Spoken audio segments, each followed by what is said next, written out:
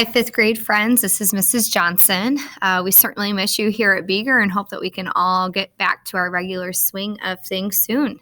Today, we're going to talk about main idea, and we're really going to focus in on our second president, which is John Adams. We've talked about with the American Revolution how George Washington was our commander-in-chief at the Continental Army during the Revolution. But a forgotten president, as the title suggests, is John Adams.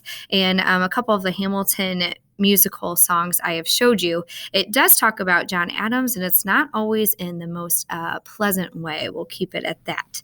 So I am going to read you a passage. This is from ReadWorks. You are welcome to listen to this as many times as you need because you will answer questions over this.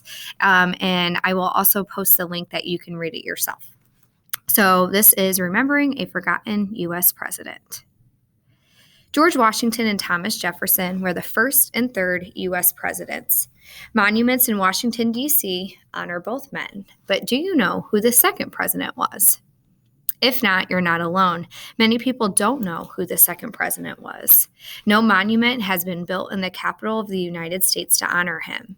And he is not pictured on a coin or a bill as Washington and Jefferson are.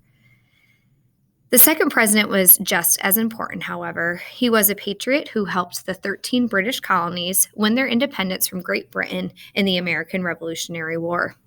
His name is John Adams. Throughout his life, Adams was fearful that people would forget him. In 1760, Adams wrote that he would be totally forgotten within 70 years. A congressional honor. Efforts have been made to prove Adams wrong, however. A monument may be built in Washington, D.C. to honor him. In 2001, Congress passed a bill to build a monument that would honor John Adams and his son, John Quincy Adams. John Quincy Adams was the sixth U.S. president. The bill passed by Congress calls John Adams a leader of the American Revolution. However, there still aren't any specific plans in place because a location for the monument has yet to be agreed upon. U.S. Representative Tim Romer, who supports the monument, said that the Adamses were a historic, dazzling, brilliant family.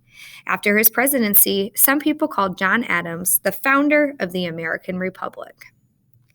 Historian David McCullough, who wrote a book about John Adams, says a monument should be built to honor Adams. There is no other American, with the exception of George Washington, who did more toward winning the Revolution and establishing the United States form of government than John Adams, McCullough said. A historic controversy.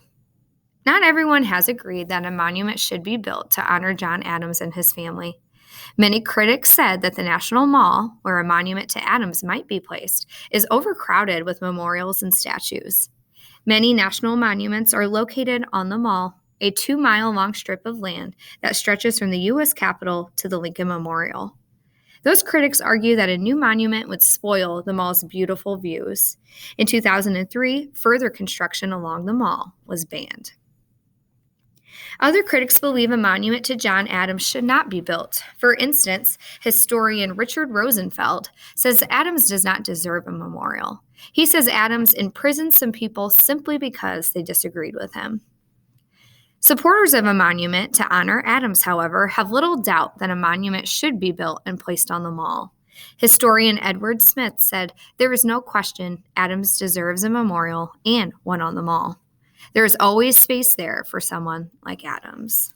And what exactly did John Adams do? He signed the Declaration of Independence in 1776. Hopefully we know that it was passed on July 4th, but actually signed by the 56 delegates on August 2nd. He helped negotiate the Treaty of Paris in 1783, which ends the American Revolutionary War, and I have a great picture of where that treaty was signed. I just unfortunately haven't been able to show you yet. He served as a U.S. ambassador to Great Britain. He became the first vice president of the United States, serving under George Washington, and he became president, our second one, in 1797.